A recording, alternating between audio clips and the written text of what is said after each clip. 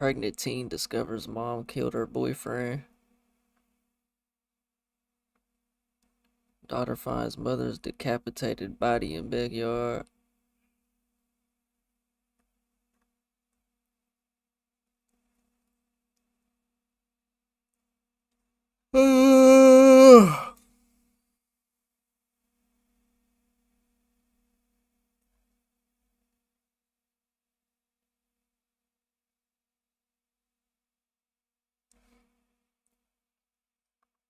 Acker, please, just come outside. How you doing? Is Martha here? No, she's probably This shit long. at her boyfriend's house. 30 days ago, 53-year-old David Callahan killed his girlfriend, Martha, and buried her body in his own backyard. David thinks he's gotten away with his horrific crime. Martha was mentally ill, had few friends, and no one was supposed to come looking for her. Martha's daughter, Kim, was the only person concerned about her mother's whereabouts. If I come up missing or dead, there's no accident. And he has told her before, I'm gonna get your ass and nobody's ever gonna find you. What's your concern? That he killed her. Kim thinks David had something to do with her mother's disappearance, but with no proof of a crime, officers don't believe her. Would you have been surprised at all if she's laying dead in there? No. Or shoved in a tub? Well, nothing surprises. Yeah, that's like a horror movie. However, in the weeks that follow, Kim will do everything in her power to find Martha, force police to act, and lead them to one of the most gruesome discoveries of their lives. Seems like a body part.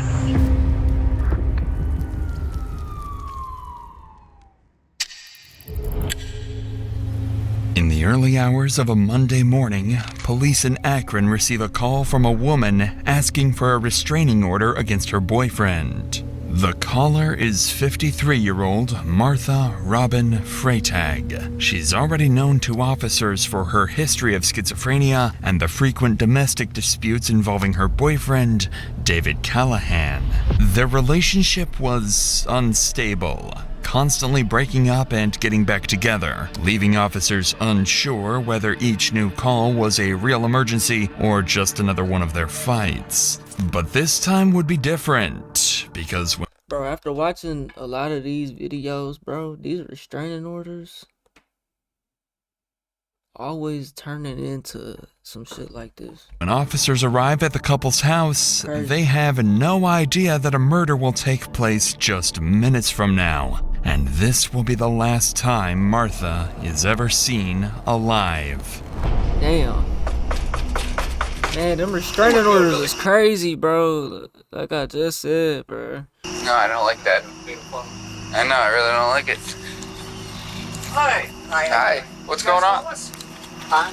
Did you call us? Yes, I did. Okay. What's going on? I'm going to reinstate something I had 14 months ago. Statute of limitation, I think, beside me is 10 years, right? So you want to restate something you already said, Yes.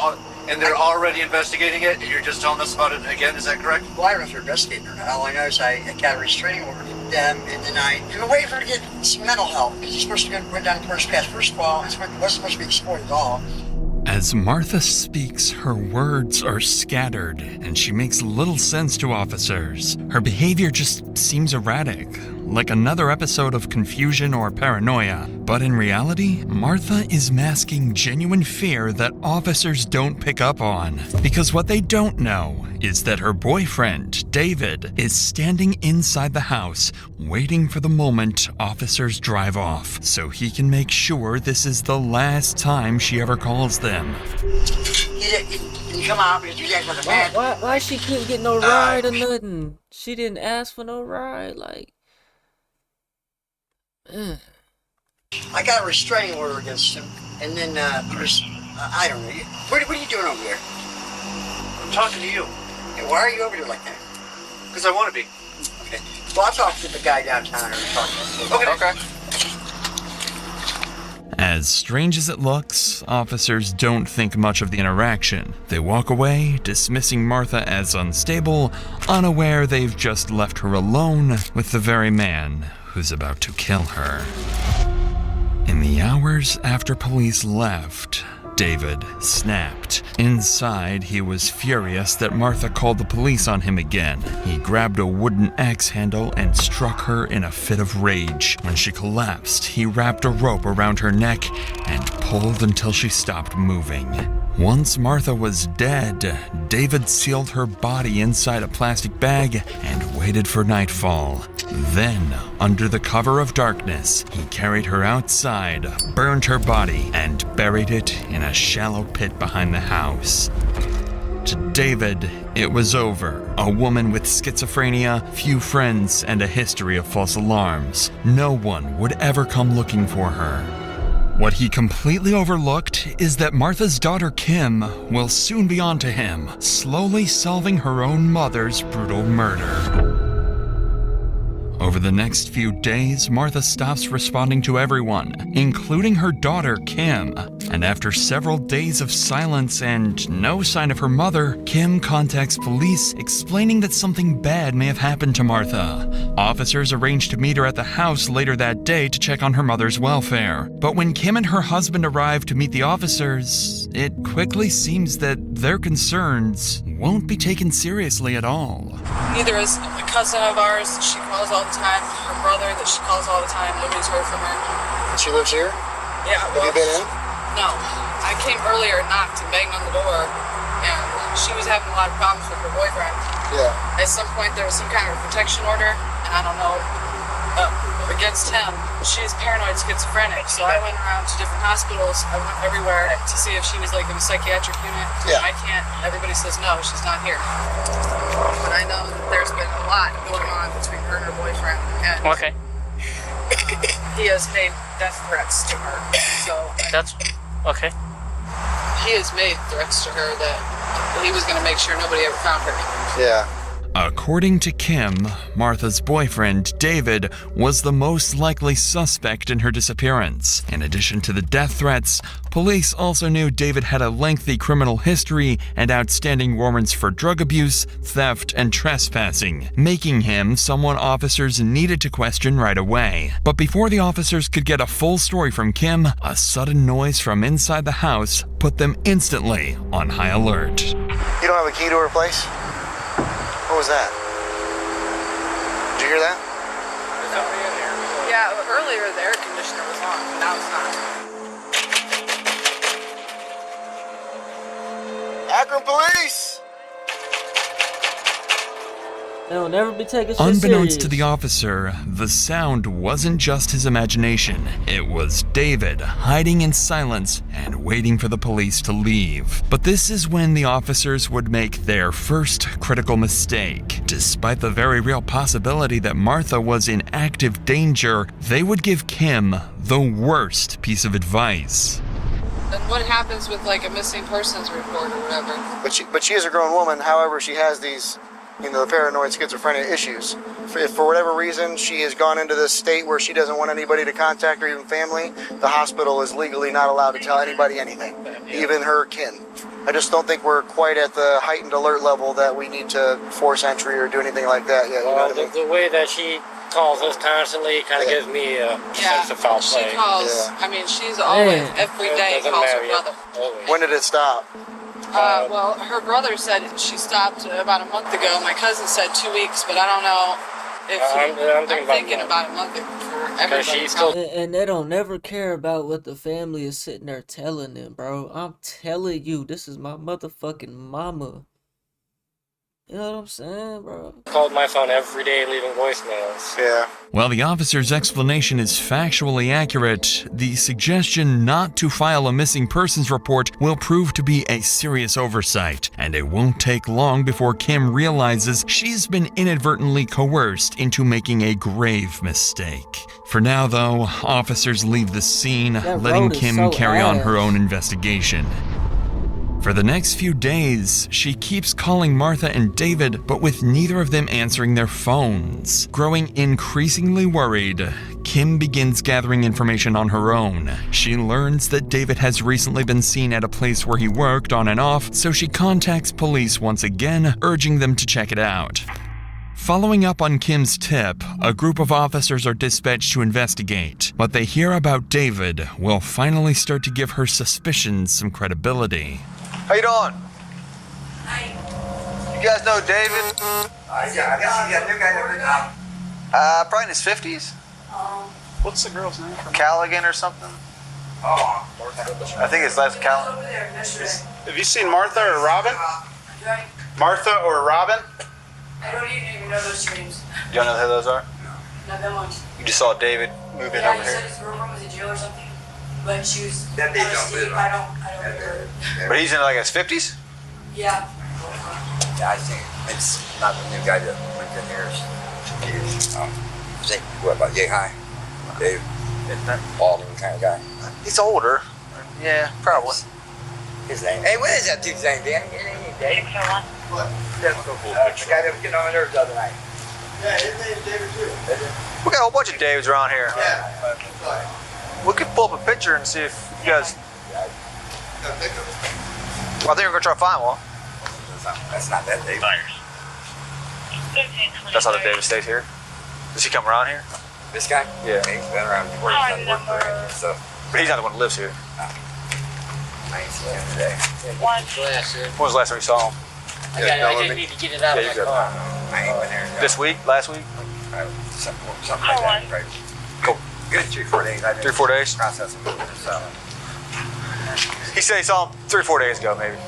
According to the workers, they've seen David in recent days, meaning he's still in the area. Now, police just need to locate him and ask him where Martha might be. Despite this lead, officers still sound convinced Martha will eventually turn up on her own and David is just another name in a domestic dispute. Unbeknownst to them, this is giving David exactly what he wants. Time, because as the case stalls, he's keeping a low profile, only leaving Martha's house at night and using the lack of scrutiny to cover his tracks and refine his story. And over the next several weeks, what began as one oversight will snowball into a series of missteps that will cripple the investigation and ultimately pave the way to a discovery far more tragic than anyone imagined.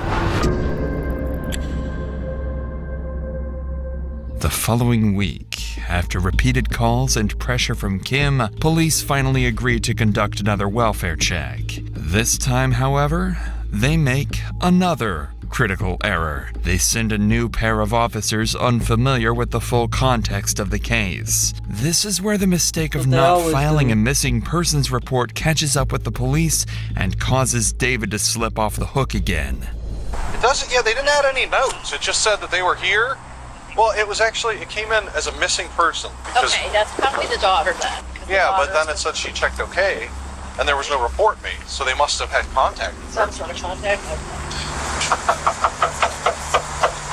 Is this the landlord?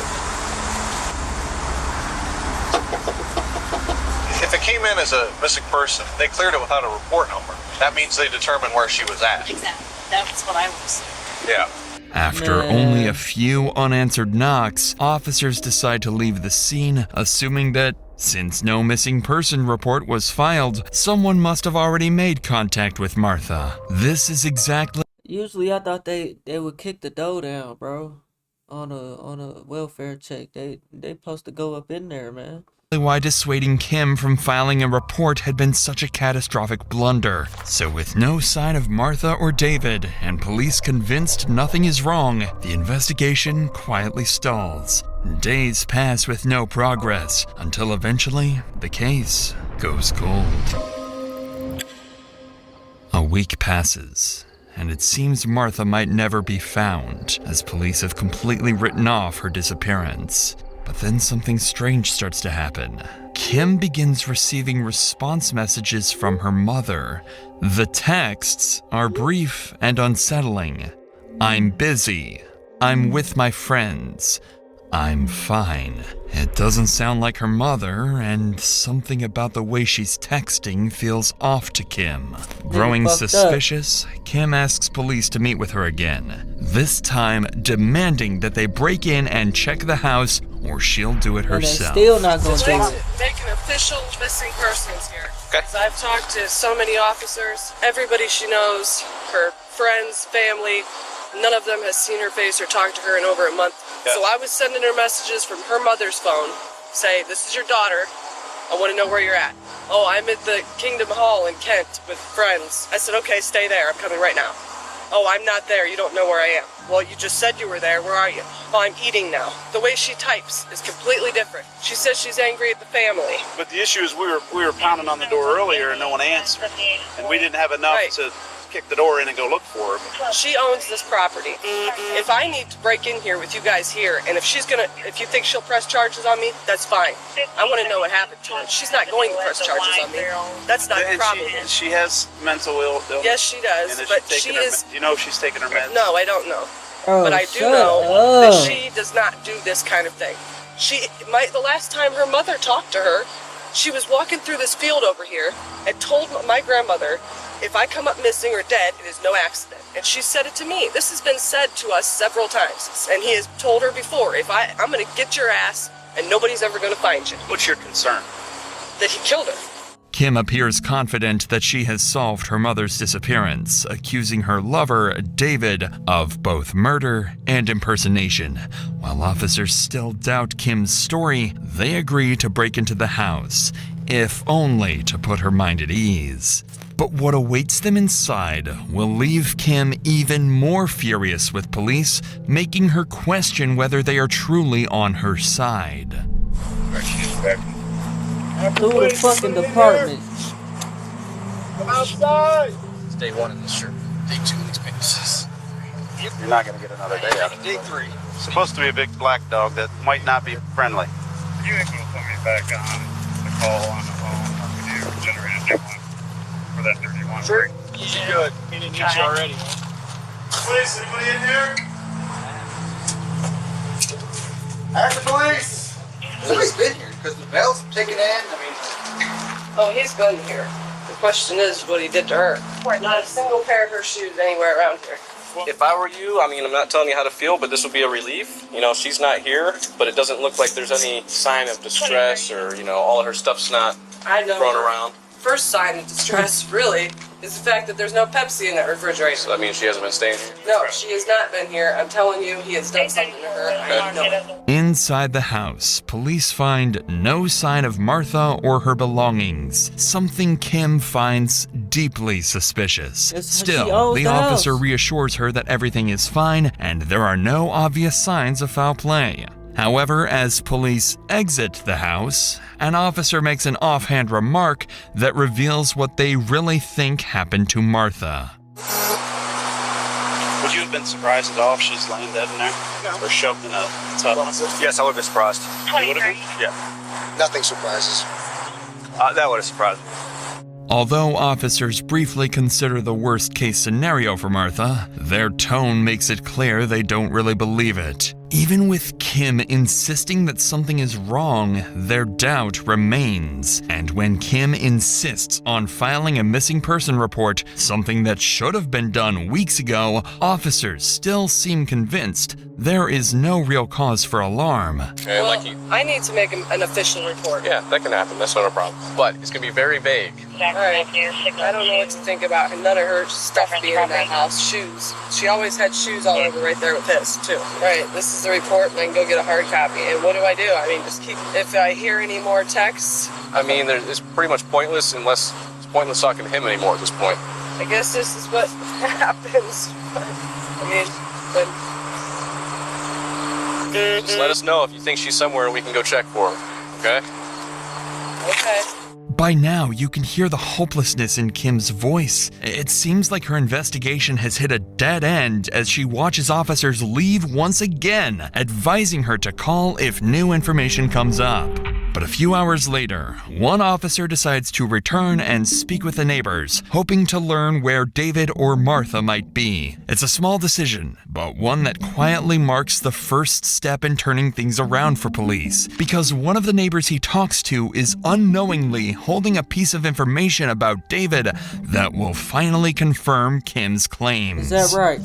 Do you know anything about this house next door? There's some woman that used to live in there. She asked me a couple of times for some money or some cigarettes. I told her I didn't smoke. Why, what's going on? Well, someone sent us out here to check on her, and she's not answering the door. Does she have a car or anything, you know? I don't think so. Never seen a car. She was walking the first time I started cutting the grass. How you doing? You been living in the garage here? My car living. Where do you sleep at? Them niggas is down bad, boy. Do you know who lives here? Robin Freitag, I think. This where When did LeBron you see her from. last? Oh, about 4 weeks ago. And you haven't seen her in 4 weeks. No, last Have time you seen him over there? Oh, yeah. Does he drive a car? No, Is he home now? I have no idea. Okay. The neighbor's statement finally confirms what Kim's been suspecting all along. David hasn't disappeared. He's been coming and going from the house while police and Kim struggled to reach him. With that information, police begin coordinating surveillance around the property, assigning patrol units to quietly monitor the area and wait for the moment David shows up again. 2 days later, the opportunity finally comes when officers spot a car parked beside the house, the first sign of activity in days. They approach carefully, hoping to finally make contact with Martha and put Kim's fears to rest. However, the person they're about to find is the very suspect they've been unknowingly helping all along. But before we get to that, you know those days where you just it's part you torn, mannequin, limited time discount. Said, let's get back to try it and feel the difference in just a few weeks. With that said, let's get back to the scene, where officers are about to come face to face with the man they've been searching for all this time. Akron Police, just come outside. How you doing? Is Martha here? She's probably at her boyfriend's house. What's your name, bud? Thought she was the boyfriend. David Callahan? All right, come on down here for me. Why do you think she's at her boyfriend's She house? owns that That's house. where she stays most of the time. Where's that at? I don't Most know. of the time. I don't know who it is, really. Are you the only one here? I mean, she's here maybe a couple times a week anymore. I mean, She owns that been house. Split up for a year. I mean, she's schizophrenic. She's been off her on and off her medication. I don't know how many times. This is David Callahan, the man Kim had been desperately trying to warn the police about. According to him, Martha was not at the house, but at her new boyfriend's. But now David is about to surprise the officers, explaining why they shouldn't necessarily take Martha's family's word at face value. I guess her daughter's fighting again. 604 to computer. Well, that's part of the reason we're out here, because no one in her family's talked to her since July. I don't know how. I know she's texted her. When's the last time you talked to her? I don't know, probably 5-6 days Oh, ago. he fucking up. Where was that at? He's here. And Martha's He's not in the fucking up. house right now. Well, I mean, it's been a month. Obviously, we're concerned about Martha, like you said, if she's off her meds and everything. Right. We'd like to find her. Right now, she's missing person. So we'd like to... I didn't know it was all that. Just, I mean, You didn't know it was all that? Well, missing person, because her and the family, they've fallen out numerous times. You know, the family has just gone as far as changing their phone numbers and not giving them to her. They've treated her horribly over the years. Yeah. And her not talking to them right now doesn't surprise me. David claims Kim is not a trustworthy person and has never gotten along with Martha. With David tarnishing Kim's character and Kim doing the same to David, the officers weren't sure whose story to believe. But this is when the officer would get a brilliant idea. They knew David had outstanding warrants, something they could use as reasonable grounds to detain him. Their next move would catch David off guard and prove to be the police's smartest decision yet. Did you get your warrants taken care of? No, I need to get down there and take care of them. I got a couple misdemeanor warrants. Through Akron? All right, well, we're going to help you out with that today. Yeah. You still have those warrants, we'll send you down to court. You can get them taken care of today. All right, here's what we're going to do. If it's all right with you, we're going to walk through. We'll let you get some clothes, and then you're going to go down to court and get these warrants taken care of. I got a big dog in here. No problem. Do you get the whole thing? Yeah, nothing but the thing. Do you They do put the him in returns, the or do I back do of that the later? van? Adam will do it, or whoever's up for Okay. one of us. Following his arrest, David is transported to the station and placed in jail, but not for murder. The only thing holding him there are his unrelated warrants. For investigators, this is a temporary win that will quickly turn into a problem. Because despite finally having David in custody, they know their case against him is painfully weak. There's no body, no confession, not even physical evidence proving Martha is dead. Weeks of police inaction and hesitation have left detectives with little more than suspicion, and time is running out. So to make up for it, they decide to hold David. Had the police documented the fact that her mother, the daughter literally said, I think the first time that they met, second time, that her mom owns that house. That nigga said that she lived, or she was at her new boyfriend house living with him or whatever. But she left you in her house, nigga? Like, come on, man. That's a big red flag, but they didn't document all that shit because they didn't take it serious. As long as legally possible under the existing warrants, hoping they could buy themselves time to rebuild the case and find something concrete. Detectives don't know it yet, but the clue they so desperately need to solve the case won't come from their investigation, but from Martha's own family. Several days later, while David remains in custody, Martha's family receives a mysterious message. The anonymous note reads, if he was going to get rid of someone, he would bury them in the backyard. At first, no one knew what to make of it. It could be a cruel prank or maybe a genuine tip. Either way, Martha's cousin Angela and a few relatives contact police and ask them to meet at the property. For the first time in the investigation, the police and Martha's family finally joined forces. Who's the caller? You are? What made you come to think it was... They came and arrested him, I believe it was Thursday. On Friday, they arrested him on other charges, contempt, and they're holding him for like 30 days on contempt. So they questioned him about this two times, I think. I got a text message. Here, I've been putting these flyers up on all the poles, and I get a text message. A sergeant and a couple other units coming here. Yeah. If he was ever to get rid of someone, he would bury them across the fence in the very backyard. I know her role.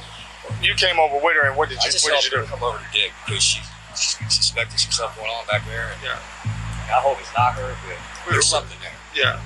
With police now briefed on the situation, officers begin coordinating a search of the property, focusing on the backyard mentioned in the message, while others canvass the neighborhood, looking for anyone who might have seen something suspicious.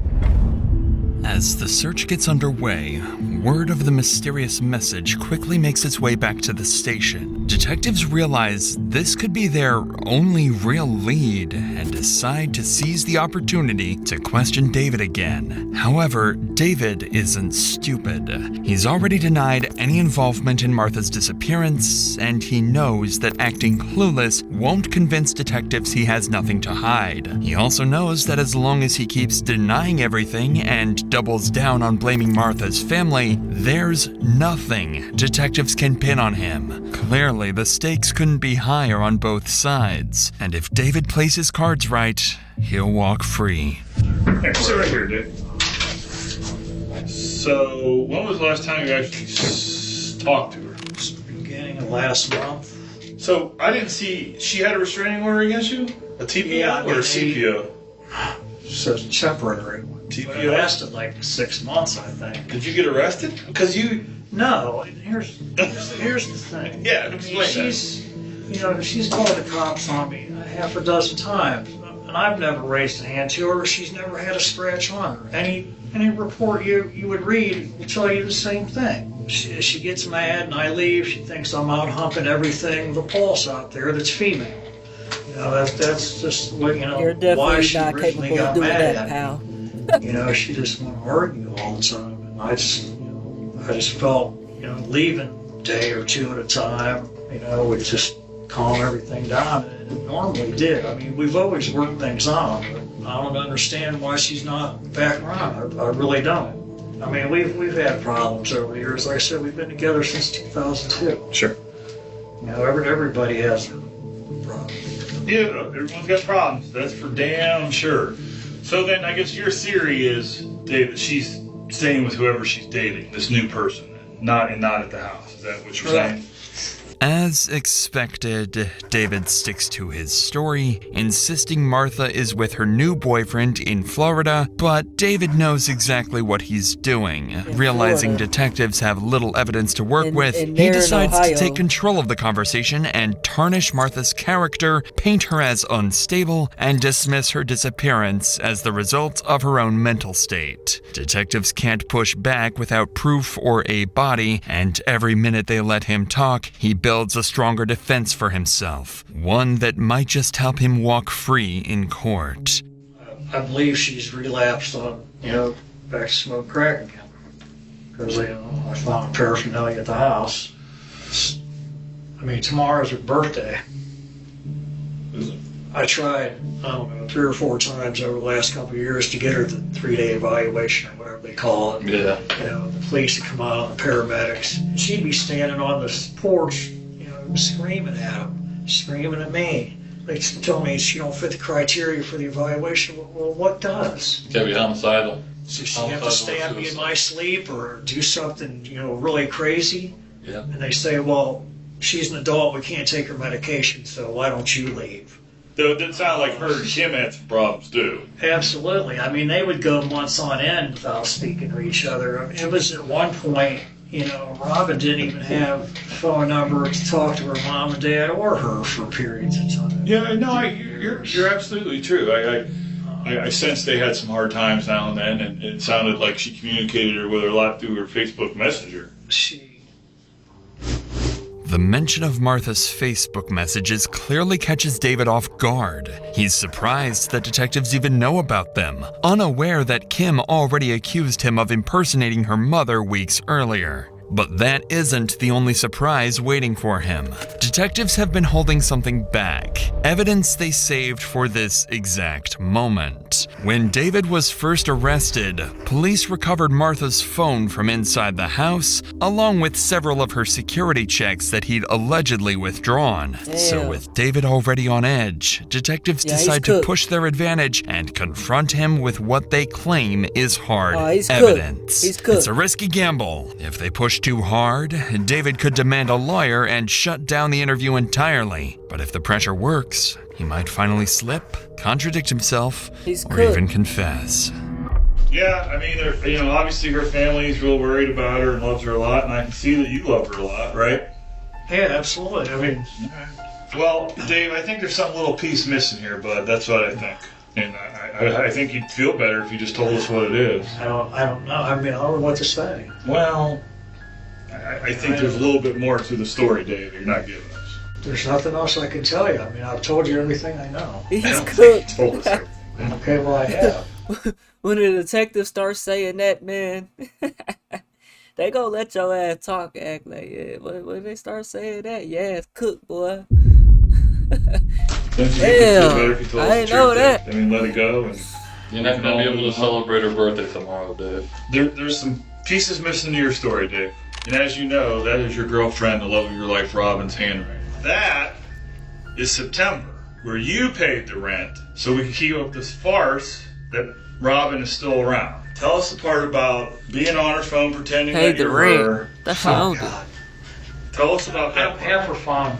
Where's her phone? I don't know. You know where her phone is. No, I don't. You put it. We found it where you put it. Why don't you just tell us the truth? They found it, nigga. What happened? You'll feel better. Did you guys share a feel bedroom? better. That nigga mad. I don't have. Did you guys share a bedroom? Now you cussing. Needless to say, David is starting to visibly get worked up over the accusations. He's defensive, irritated, but still talking. Luckily for detectives, he doesn't seem close to shutting down or asking for a lawyer, but they can tell they've pushed the limit for now. If they press any harder, the interview could end before they get anything useful. So detectives decide to take a break, let David step outside for a smoke, hoping it will calm him down and make him more willing to cooperate when he returns. Let him take a smoke and he's fucking In the in custody. meantime, back at Martha's residence, officers continue coordinating the backyard search and canvassing the neighborhood for anyone who might have seen or heard something useful. That's when a familiar face approaches one of the officers, the same neighbor from days earlier who'd reported seeing David coming and going from the house. This time, he shares a chilling detail about the days following Martha's disappearance. They moved into a fire pit back there of some sort. Right. But, you know, I didn't even know she was missing until a few days ago. I mean, had you noticed any activity by anybody back there in the What do you say backyard? about that fire pit? Hold on. Days following Martha's disappearance. They moved into a fire pit back there of some sort. Right. Moved in there and had a fire pit. But, you know, I didn't even know she was missing until a few days ago. I mean, had you noticed any activity by anybody back there in the backyard recently? Just the guy who lived there. What was he doing? In the middle of the night was burning the things. Because I could smell it. The horrible stench coming from everywhere.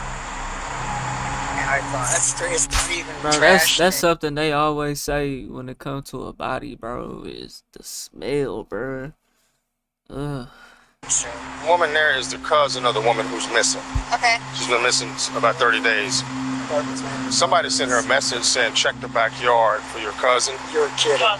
According to David's neighbor, every night he could see flames rising from David's backyard, accompanied by a horrendous smell. Acting on this information, officers request firefighters, EMS, and forensic teams to assist at the scene, treating the backyard as a potential crime scene in case human remains are found. And as the teams prepare to begin the search, no one could have expected they were only feet away from confirming the horrific nightmare Kim had feared all along.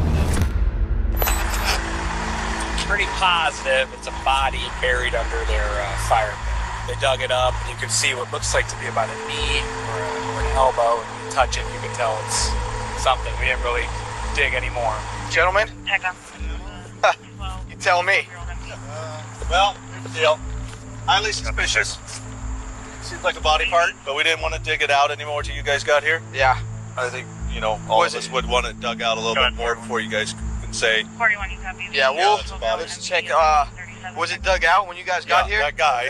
What made him, did he say what made him start digging? Yeah, he gave the whole story to the other officer and us. But she got an anonymous text saying if this guy who you guys have arrested recently, that if you want to get rid of somebody, who texted bury that? it back here by the fence. Oh. So she came back and saw Who this the loose fuck dirt, texted that? ash.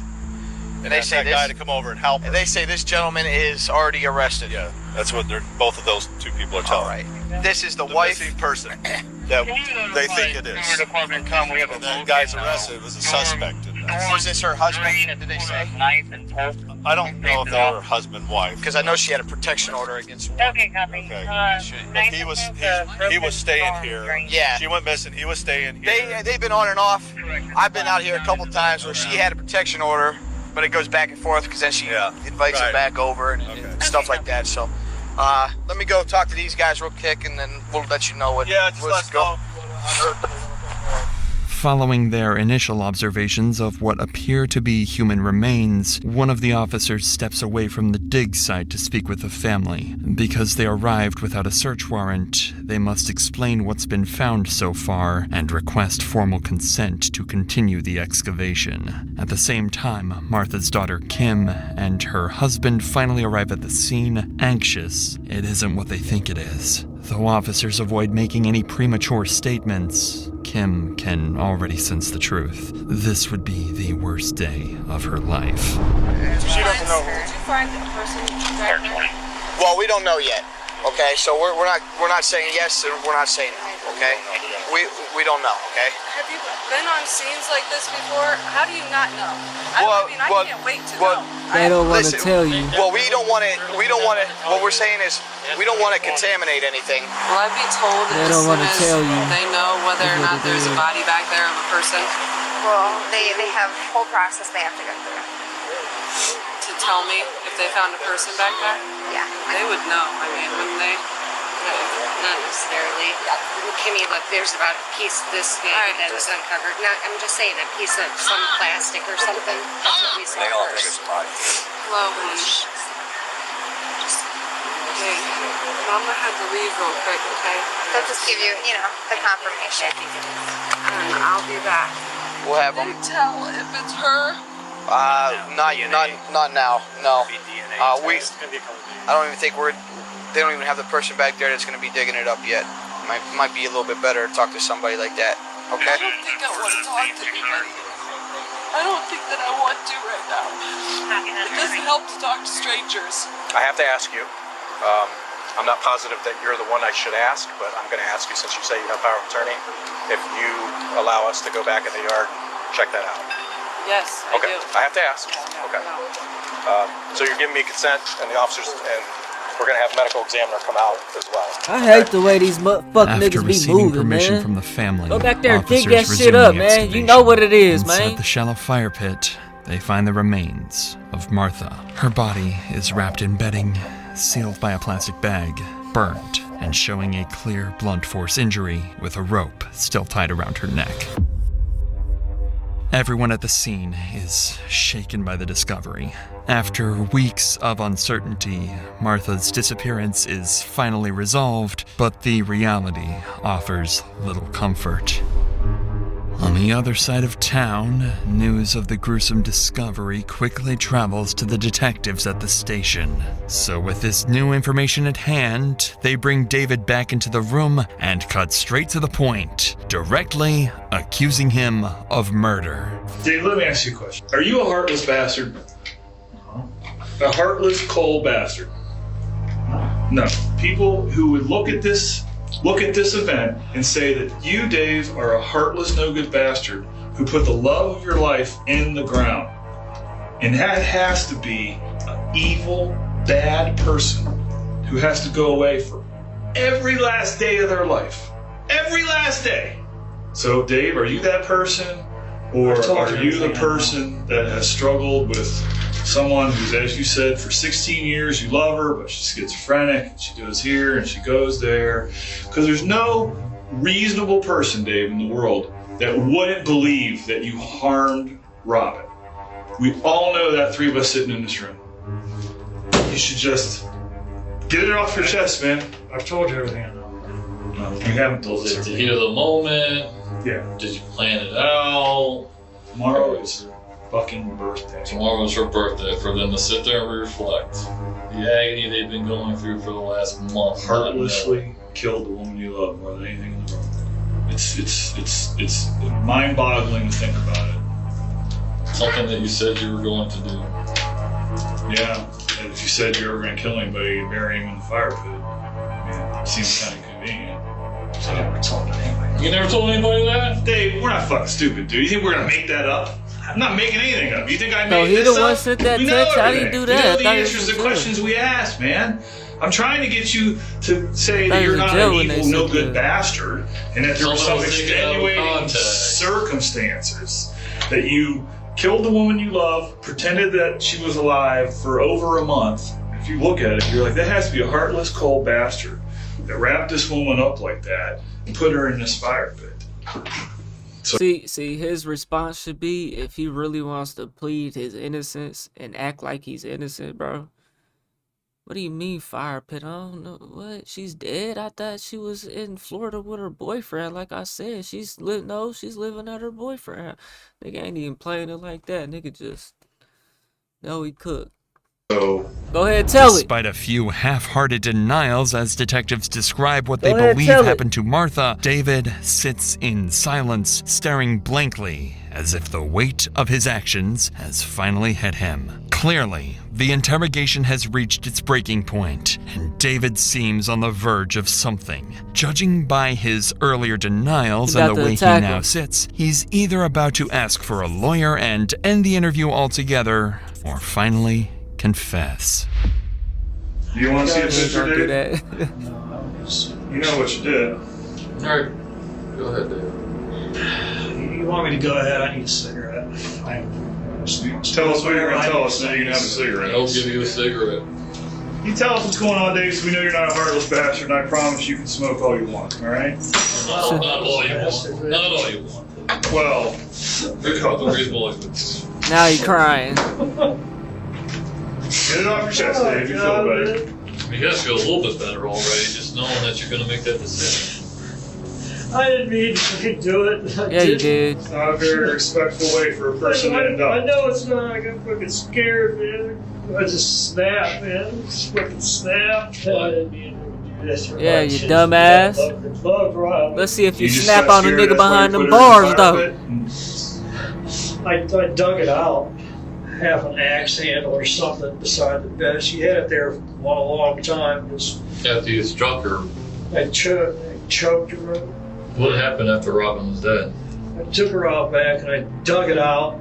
Guys, I'm fucking sorry, How long She's just so relentless, fucking. How long did this So take? didn't leave me alone, man. She knew I had nowhere to go. She just kept on me, on me. I give her every dollar I had for whatever she wanted. I never had nothing in my pocket, man. Nothing. It's never good enough. I didn't plan on this to happen. I did. I tried to work it out so bad with her. I really did, man. Is that right? After hours of questioning, David finally breaks and admits to murdering Martha. In a fit of rage, he struck her in the head, strangled her, then carried her outside, burned the body, and buried her in the backyard. As David sits in the interview room, crying and claiming to regret what he did, detectives can't help but think about how easily this could have been prevented, how many warnings were missed, and how many chances they had to save Martha before it was It's the police fault. too late. With his confession secured, David is taken into custody, where he's formally charged and set to spend a very long time behind bars. Hey, just to let you know, they talked to the prosecutor. For right now, you're going to be charged with murder, abuse of a corpse, and tampering with evidence.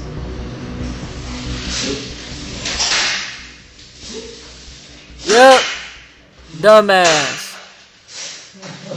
Life is over. Ain't like your life was any good in that shithole, nigga. You fucking bum. Cry about it, bitch ass nigga. Yeah. Hey man. That's fucking crazy, bro. Man. Y'all let me know what y'all think about that, man. I'm just gonna have to clip that from the stream, bro. Let me know if y'all fuck with the with them type of videos, bro.